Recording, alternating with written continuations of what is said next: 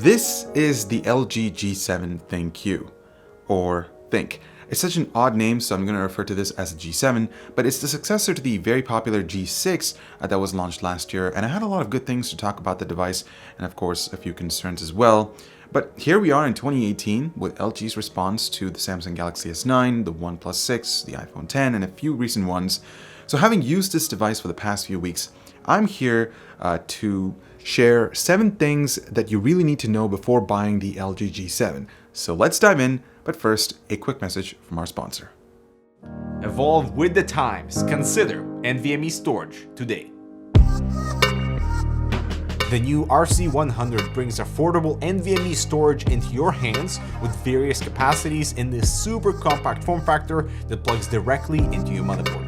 It's extremely power efficient and utilizes Toshiba's advanced 3D flash memory for awesome speeds, so you can be a happy user. The RC100 by Toshiba, the NVMe drive to consider. Check it out below. Alright, so the first thing that caught my attention right away after booting the G7 was the display. It's definitely one of the best panels that I've taken a look at this year apart from the Galaxy S9. It spans 6.1 inches, and I'll talk about the size a little bit later on, and it features QHD plus resolution, so the content looks very sharp and clear, especially when watching content that supports that resolution. It's perfect for YouTube videos and Netflix. The panel technology used here is IPS instead of AMOLED, and I have nothing to complain about that. The color reproduction is natural, not too saturated like Samsung's, and the viewing angles are on point, so great stuff, LG. Interestingly enough, LG has implemented a different color matrix within the display. In this case, it's RGBW instead of the standard RGB. That means there's a separate white channel for the backlit to pass through, resulting in consistent color uniformity as well as incredible brightness. This thing has a boosted mode within the settings tab that increases the luminosity of the panel, making it comfortable to view content in direct sunlight. Seriously, it's pretty awesome. We're talking 1000 nits in technical terms. Then there is the notch. Sadly, it's the new trend this year ever since the launch of the Essential phone and the iPhone X, and what's even saddening is that there is no other way to distinguish this device from the competition. But it has grown on me, and quite frankly, I'm actually loving it. So you do have little things like your time, your notification pop-ups, your battery status that sort of tuck away in that area really well, and it gives you more real estate when it comes to viewing the content. You also do have the option to hide the notch within the settings, so it's great that we have those options, and I think I'm okay with that. Next up is the rear-facing wide-angle lens. Now, I don't mean to praise the quality of the image coming out of that lens, and I'll get to that portion a bit later in this video, but it's specifically the wide-angle aspect. You see, we're so used to the dual lens setups on most modern smartphones, and the majority of them are a standard lens and a telephoto lens. Whereas with LG smartphones, the wide-angle lens is a unique addition that lets you compose some great shots, giving you a different perspective, capturing a lot more subjects in the frame, and you can see that with these images. Now, one could argue that there are lens add-ons available in the market that you can just simply add on or simply clip on top of the standard lens on most smartphones, and you can achieve that wide aspect or that wide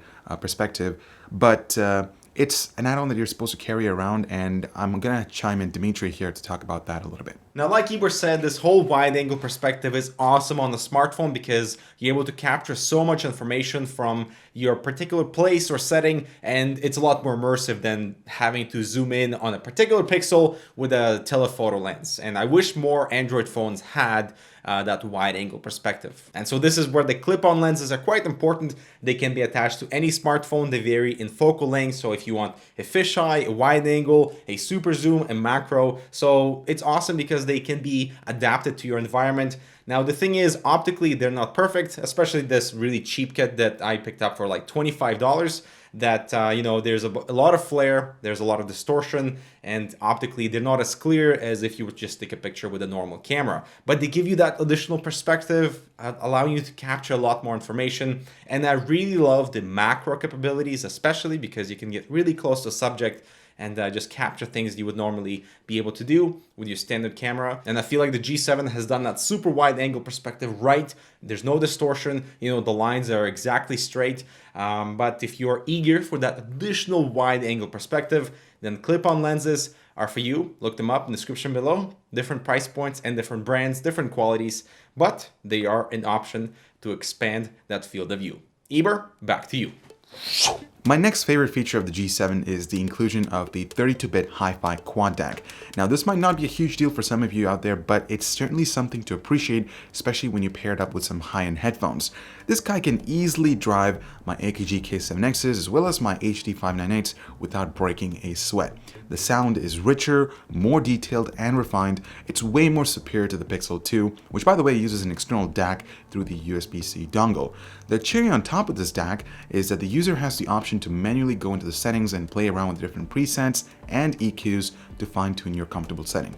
Awesome stuff, LG. Okay, let's talk about the design, and to be honest, I'm a bit on the fence about this one. First up, it's the form factor. This phone is huge. I mean, for one-hand operation, it's really not that feasible, especially when you're trying to reach the top spots, so that's something to consider. Next up is the glass back. It can get super greasy over time, and it could potentially cause drops as well, because once the surface gets slippery, then it's just a matter of when you accidentally dropped the smartphone. So I'd be extra careful when it comes to handling, especially if you like to use your smartphone as is without any case or skin. Something else that can be improved is the frame, and by that I mean the finish. Now if you recall, the G7 actually featured an aluminum frame which was a lot more solid and sturdier to hold in the hand, because the matte finish was actually, it just helped a little bit with the grip when it comes to holding the smartphone, whereas with the stainless steel body or the stainless steel construction, the phone you can easily just slip. It's easily a slippery surface, and it can pick up scratches faster as well. So that's something to consider. Also remember that the glass back and stainless steel edges are a continuing problem with many modern smartphones, and they aren't exclusive to LG. This is why many of us choose to buy a case or wrap them in a skin. So my commentary here is about the smartphone market in general without pointing a finger directly at LG. I think it's time to look at smartphone finishes in a whole new way. Next up are the speakers, and it's not that great, especially when it comes to viewing content in landscape mode. You can easily mute that, which can get a little annoying at times. I would have wished if they created sort of a dual or stereo imaging by taking advantage of the front-facing speaker on the left side of the display. Now LG has implemented a pretty cool feature called the boombox speaker, and it essentially resonates the sound coming out of the drivers into the chassis, creating this room-filling experience. So if you place this on top of the desk or any sort of surface, it gives you a much richer sound quality compared to the sound that's just coming out of this one speaker, whereas you've got this whole chassis that's emitting that sound, and it sort of fills the room really well. It's a pretty cool feature in my opinion, but I really didn't see myself taking advantage of that because I typically watch content with the phone on my hands, so it really doesn't make much of a difference. The second last thing that I have to talk about is the software experience.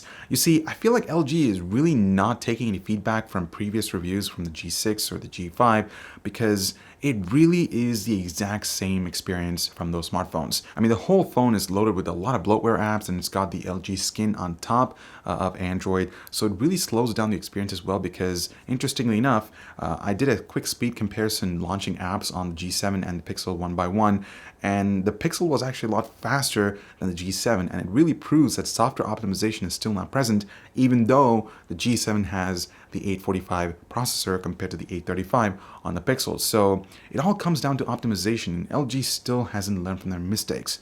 The other thing that really boggles me is that this phone is still running Android 8.0, and that's just unacceptable, because we're almost near to the Android P upgrade, and they're still sticking with something that's a year old, or almost, that was out last year, and it's just unacceptable in my opinion. LG has a really bad history when it comes to updating their software, so ultimately I just really can recommend this phone if you're looking for something with the best software experience. And the last thing that I feel needs improvement here is the camera performance. You see, I love the inclusion of the wide-angle lens on the smartphone because it helps you compose some unique shots, but the end result is not that great. As you can see, these samples don't retain a lot of the details, plus the highlights are blown out in many cases. I also noticed the shutter lag was a bit longer, especially when shooting HDR, and in some cases I was also able to notice some color shift with some of the images, resulting in a weird green shift which wasn't unpleasant. Now when it comes to taking selfies, LG is slower to catch up on this front, as I wouldn't describe the results here as spectacular, since there are other smartphones on the market that can do better in this price range. Now there is a manual mode within the app that lets you adjust the ISO, shutter speed, white balance, etc. But again, the software processing just cripples the sensor's true potential. Perhaps an update could make a day and night of a difference. You never know. So those are the 7 things that you need to know before buying the LG G7. Just to quickly recap, the things that I loved about this device is the display. It's just super bright and very color accurate in my opinion. The wide angle lens is a great implementation. I loved including this feature in the first place because it lets you capture a lot of subjects. Not necessarily a fan of the process or the quality coming out of the sensor. The last thing is, of course, the inclusion of the hi-fi DAC, because really when it comes to listening to music, when you pair it up with a good pair of headphones, it's just amazing. The things I didn't like about this device are the design, the speaker implementation, the software experience, and of course the camera performance. It really does boggle down, it really takes away from using the device in the first place, because if you're looking for a smartphone, especially within the $600 to $1,000 price range, you are expecting a pretty solid experience for that price, and I think LG could tidy up a few things with a software update. You never know. So that's the G7 from LG. What do you guys think about it? In fact, if you're willing to spend $750 on a smartphone, where would this be on that list? Would it be somewhere between the OnePlus 6 and the Galaxy S9, or would it be somewhere else? I'd love to hear your thoughts. I'm Ibor with HardwareCanucks. Thank you so much for watching. Make sure to check out our new boot sequence channel, and of course, we have relevant content right over here. Thanks again for watching, and we'll see you in the next one.